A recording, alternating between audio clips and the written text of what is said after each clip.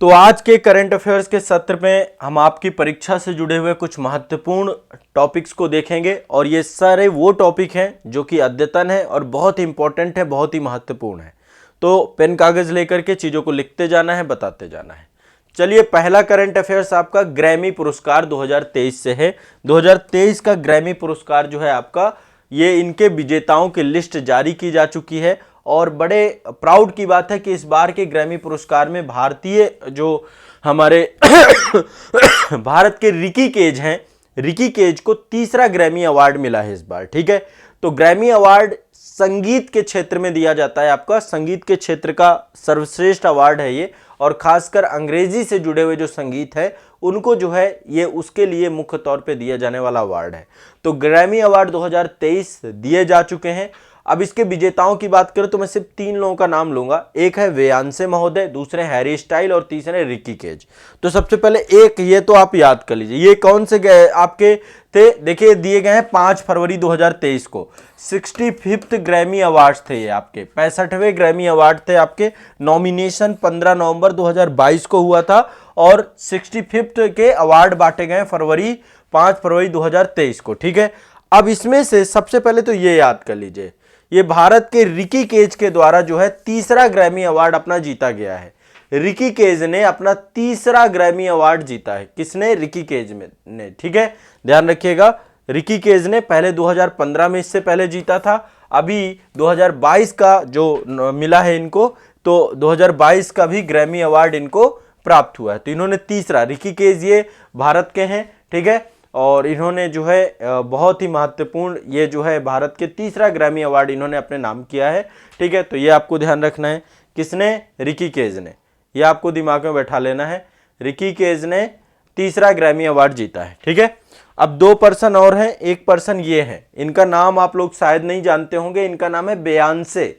Beyoncé ने जो है अपने, इन्होंने अभी तक, ये इनका 32वां ग्रैमी अवार्ड था, 32वां ग्रैमी अवार्ड। अभी तक जो है ग्रैमी अवार्ड सबसे ज्यादा जीतने का खिताब भी इन्होंने साथ में हासिल किया है। ठीक है, तो 32वां ग्रैमी अवार्ड जीत करके सबसे ज्यादा ग्रैमी अवार्ड जीतने का रिकॉर्ड भी इन्हीं के नाम पे है। ये भी एक बहुत बड़ी म्यूजिशियन है, संगीतकार है। ठीक है, तो बेयॉन्से को अवार्ड मिला है ये इस बार।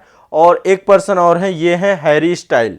हैरी स्टाइल भी संगीतकार है, इनको भी ग्रैमी अवार्ड मिला है।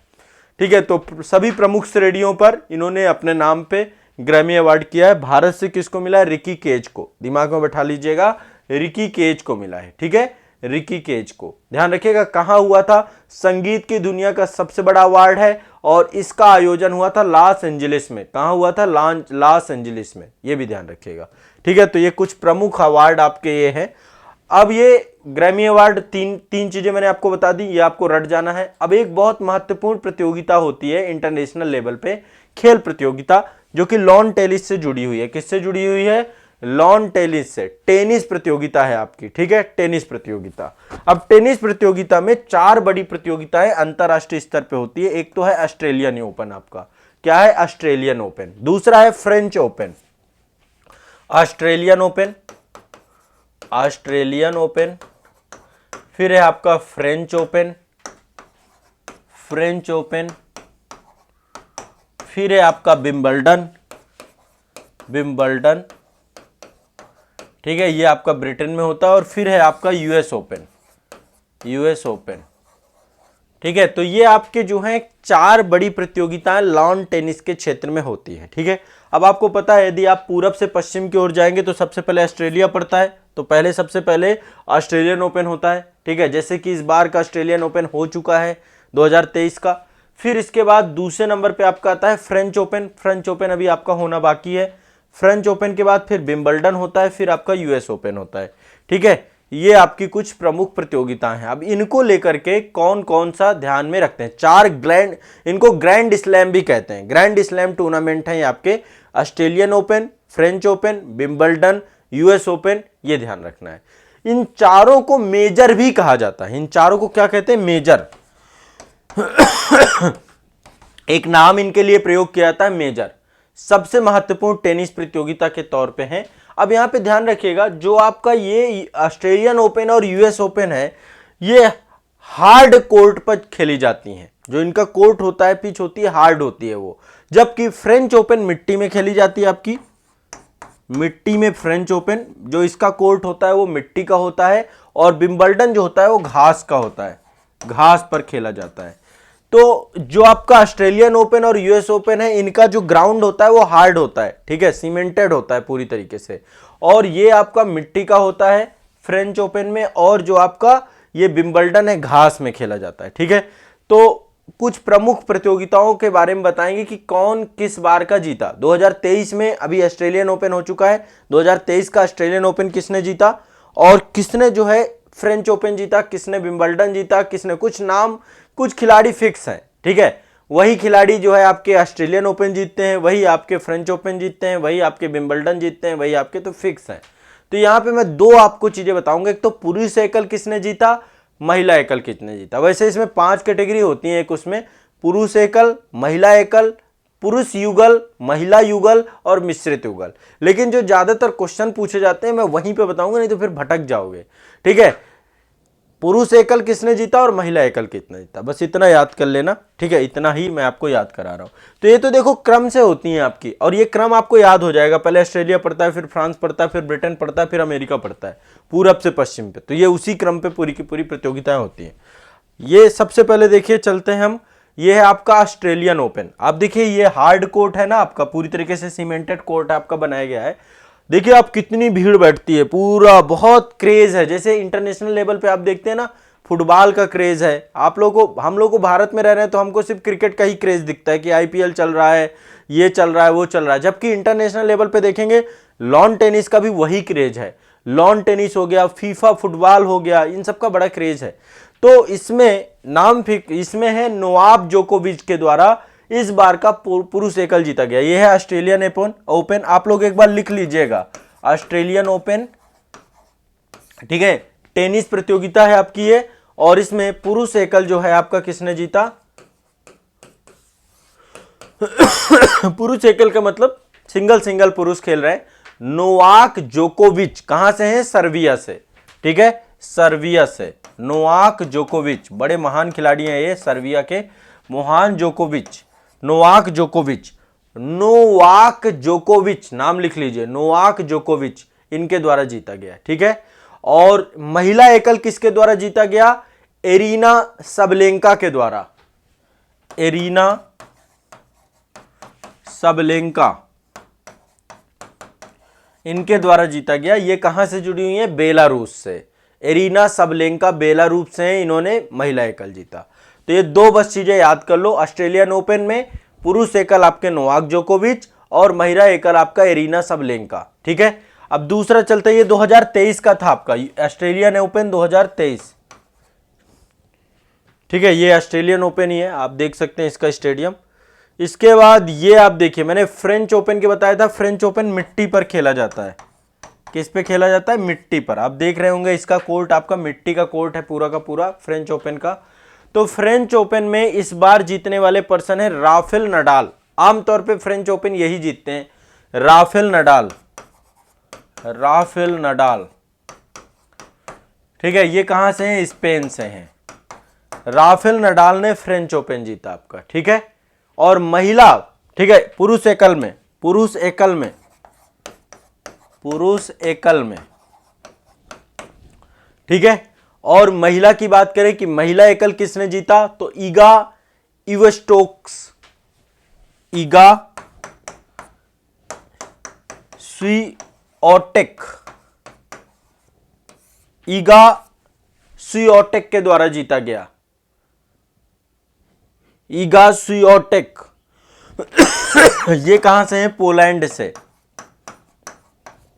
ईगा स्वीओटेक के द्वारा आपका महिला एकल जीता गया और पुरुष एकल आपका राफेल नडाल ने जीता। ये आपको ध्यान रखना है। ये 2022 का है, अभी 23 वाला अभी नहीं हुआ है, जब होगा तो मैं बता दूंगा। 2022 का है आपका फ्रेंच ओपन, ठीक है। तो फ्रेंच ओपन आपका हो गया। इसके बाद विंबलडन, विंबलडन आपका जो ब्रिटेन में होता है, ठीक है। ये आपका देखिए, ये घास के मैदान में होता है आपका, किस में होता है, घास के मैदान में विंबलडन। तो विंबलडन जो है आपका, ये भी नोवाक जोकोविच के द्वारा, विंबलडन 2022 का है, ये 2022 का विंबलडन 2022, इसको भी जीता किसने, नोवाक जोकोविच, यूएस ऑस्ट्रेलियन ओपन 2023 उन्होंने जीता था और विंबलडन भी इन्होंने ही जीता 2022 का। नोवाक जोकोविच, ठीक है, नोवाक जोकोविच के द्वारा पुरुष एकल जीता गया, पुरुष में, ठीक है, पुरुष में नोवाक जोकोविच। और दूसरा महिला एकल जीता इस किसने,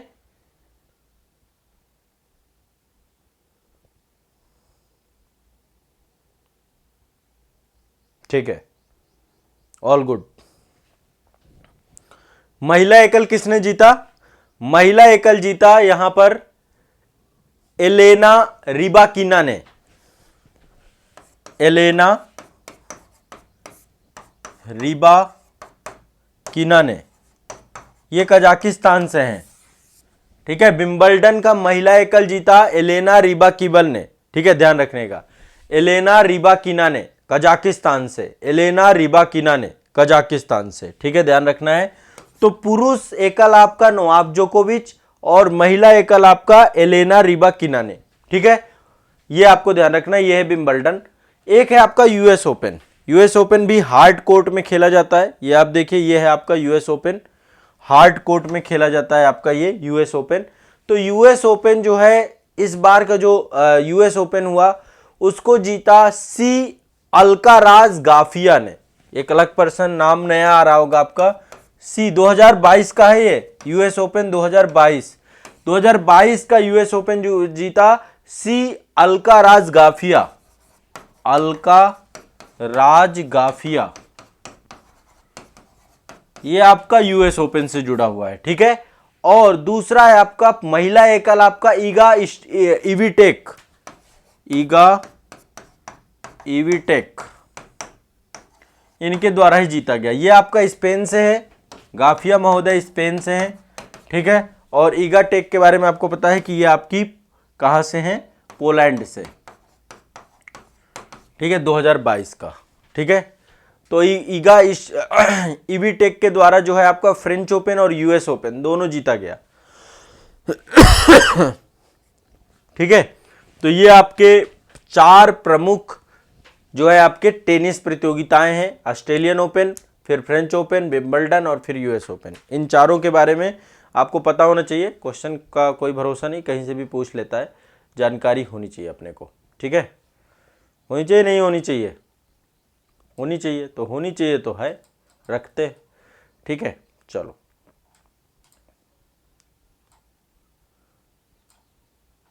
अब नेक्स्ट अगला जो आपका टॉपिक है सूचकांक और भारत का स्थान। ये पूरी लिस्ट चल रही है हमारी, ठीक है, लिस्ट चल रही है। पिछले मैंने 2 सेशन में आपको लिस्ट बनवाई है सूचकांक और भारत का स्थान, आज फिर नया सूचकांक और नया, ठीक है। तो एक है आपका मानव विकास सूचकांक, बहुत इंपॉर्टेंट है आपका मानव विकास सूचकांक। ये आपका जारी किया है यूएनडीपी के द्वारा, यूनाइटेड नेशन डेवलपमेंट प्रोग्राम। 2021 का डेटा है अभी हमारे पास, लेटेस्ट आपका 2021 का है। तो संयुक्त राष्ट्र विकास कार्यक्रम यूएनडीपी ये जारी करता है, ठीक है। 3 आधार हैं इसमें, शिक्षा, स्वास्थ्य और प्रति व्यक्ति आय। इन 3 आधारों पे मापन किया जाता है यूएनडीपी के द्वारा, ठीक है। तो नंबर 1 में 2021 में नंबर 1 में स्विट्जरलैंड है, स्विट्जरलैंड, ध्यान रखना इससे क्वेश्चन आता है आपका, स्विट्जरलैंड। और भारत का स्थान 132वां है, 132 स्थान है भारत का मानव विकास सूचकांक में, भी बहुत पीछे है। 2020 में 131वां स्थान था, ठीक है। 2021 में यही 132वां स्थान हो गया है। तो मानव विकास सूचकांक याद रखना है 2021 का, बाकी यदि लेटेस्ट कुछ भी आता है तो मैं अपडेट करूंगा आपको, ठीक है। इसके बाद अगला है आर्थिक स्वतंत्रता सूचकांक, इससे भी क्वेश्चन पूछता है आपका आर्थिक स्वतंत्रता सूचकांक।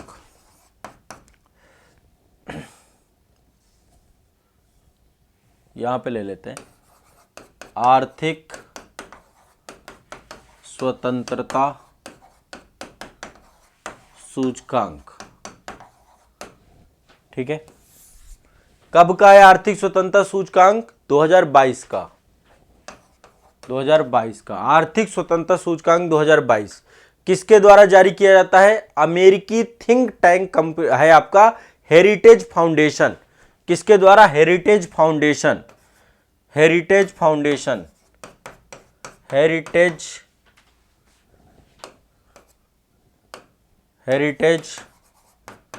फाउंडेशन, इसके द्वारा जारी किया जाता है आपका आर्थिक स्वतंत्रता सूचकांक 2022।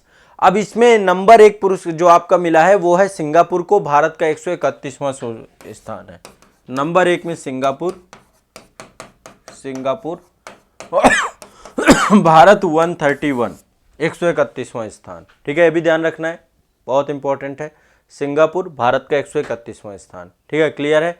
चलिए अगला चलते हैं, global gender gap report 2022। Global gender gap report 2022। ये भी इंपॉर्टेंट रिपोर्ट है आपकी, हर बार आती है। तो ग्लोबल जेंडर गैप रिपोर्ट 2022 में ये किसके द्वारा जारी किया जाता है? सबसे पहले विश्व आर्थिक मंच के द्वारा। विश्व आर्थिक मंच इंपॉर्टेंट संस्था है ये, और इसके तहत नंबर 1 आपका है आइसलैंड। भारत का स्थान बहुत ही बुरा हाल है, 135वां स्थान। कई बार तो भरोसा नहीं होता इन रिपोर्टों में। आइसलैंड, क्योंकि जो ये बात करते हैं भारत के लिए उतनी बुरी स्थिति लगती नहीं हमें। फिर इसके बाद है भारत, 135वां स्थान पे हमारा देश है भारत। ठीक है, ध्यान रखना है। क्लियर है, 2022 का एक सूचकांक ये हो गया। इसके बाद है global liability index 2022। Global liability index 2022। Global liability index 2022 ये आपका इकोनॉमिस्ट इंटेलिजेंस यूनिट के द्वारा जारी किया जाता है। इसमें नंबर 1 में वियना है, नंबर 1 में वियना है। और यदि हम भारत की बात करें तो भारत में, मतलब ये आपका जो है ग्लोबल लाइबिलिटी इंडेक्स में विश्व के जो बहुत शहर हैं, शहरों की राजधानियों को लेकर के है, तो वियना को नंबर 1 दिया गया है स्थान। ऑस्ट्रिया की राजधानी है ये, ऑस्ट्रिया की राजधानी है। और दिल्ली है हमारे यहाँ पे, दिल्ली का 112वें नंबर पे है दिल्ली। तो ये राजधानी, विश्व की जो राजधानियां हैं देशों की, उनमें लाइबिलिटी इंडेक्स के तौर पे आपका ये जारी किया जाता है इकोनॉमिस्ट इंटेलिजेंस यूनिट के द्वारा। ठीक है, इसके बाद अगला इंडेक्स है आपका aspect insider ranking 2022। Expect insider ranking 2022। ठीक है, एक्सपेक्ट इनसाइडर रैंकिंग 2022 के तहत जो है ये आपको, इसमें नंबर 1 में मैक्सिको है, नंबर 1 में मैक्सिको है। और भारत की बात करें तो भारत का इसमें जो है 36वां स्थान है भारत। ठीक है, मैक्सिको और 36वें स्थान पे भारत है, ये दिमाग में बैठाना है आपको। Expect insider ranking 2022, expect insider ranking 2022, Mexico और 36वें नंबर पे भारत।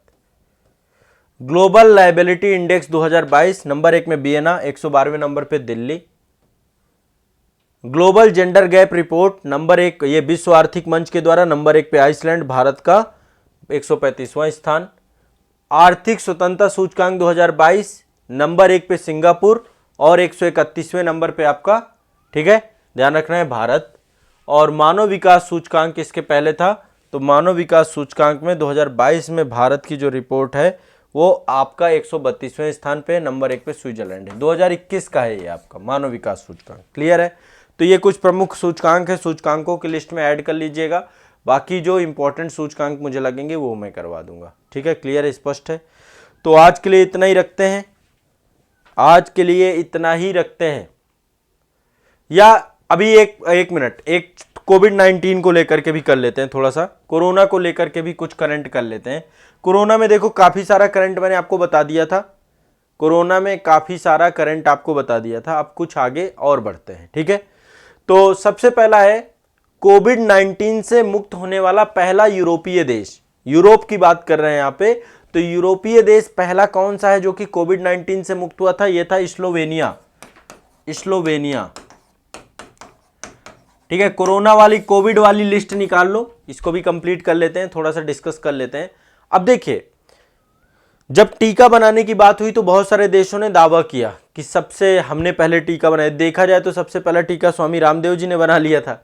टीका नहीं था, वो कोरोनिल दवा थी। बाद में फिर उन्होंने स्वीकार नहीं किया कि ये कोरोना की दवा, उन्होंने कहा तो इम्यूनिटी बूस्टर है आपका। तो कोरोना का टीका विकसित करने का दावा करने वाला पहला देश कौन सा है? रूस। रूस ने जो है स्पुतनिक बनाया है आपका। तो रूस पहला देश है जिसने कहा कि हमने कोविड का टीका बना लिया है, ठीक है।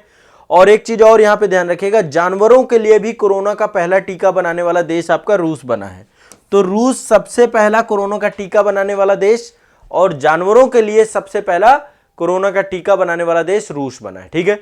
अब आपको पता है कि जब देश में दूसरी लहर आई थी कोविड की, तो ऑक्सीजन की बहुत सारी प्रॉब्लम्स हो गई थी, बहुत बुरी स्थिति हो गई थी। तो भारत सरकार के द्वारा ऑक्सीजन एक्सप्रेस चलाई गई थी, ट्रेनें चलाई गई थी बहुत सारी, जिसमें ऑक्सीजन को क्या है, एक स्टेट से दूसरे स्टेट तक पहुंचाया जा रहा था। तो ऑक्सीजन एक्सप्रेस भारत सरकार के द्वारा चलाई गई थी। तो पहली ऑक्सीजन एक्सप्रेस आपकी विशाखापत्तनम से नागपुर चलाई गई थी, पहली ऑक्सीजन एक्सप्रेस, ऑक्सीजन एक्सप्रेस। देखिए मैं यहां पे एक चीज बता दूं, पिछले तीसरा दिन है आपका कोविड का। पिछले 2 दिनों से कोविड को लेकर काफी सारे फैक्ट आपको बता रहा हूं, मैं तथ्य बता रहा हूं। तो जो लोग बच्चे नए हैं वो पिछले 2-3 सेशन जरूर देखें। उसमें क्या है, सूचकांक की लिस्ट भी आपकी चल रही है, ये कोविड की लिस्ट भी चल रही है। तो कोविड की लिस्ट है, आगे बढ़ के चल रही है, ठीक है। तो विशाखापत्तनम से लेकर के नागपुर तक पहली ऑक्सीजन एक्सप्रेस चलाई गई थी भारत सरकार के द्वारा, रेल मंत्रालय के द्वारा।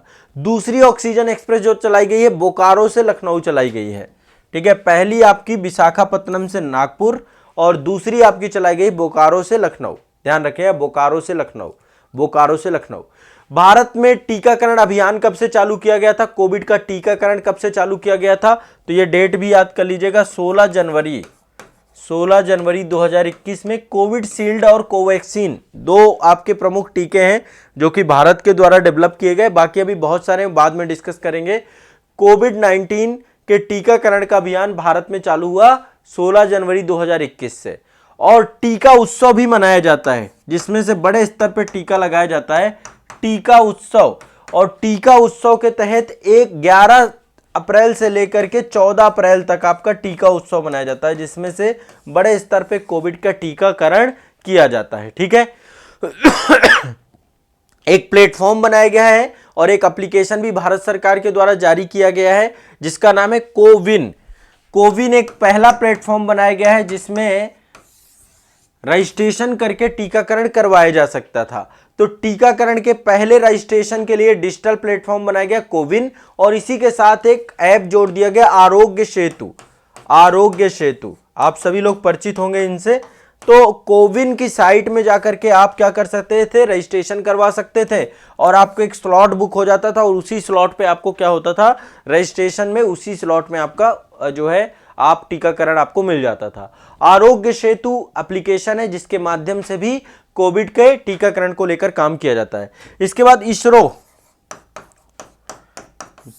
इसरो भारत सरकार का संस्था, इसके द्वारा एक वेंटिलेटर बनाया गया था, और वेंटिलेटर जो इसने पहला बनाया कोविड को लेकर के, इसने 3 वेंटिलेटर बनाए हैं।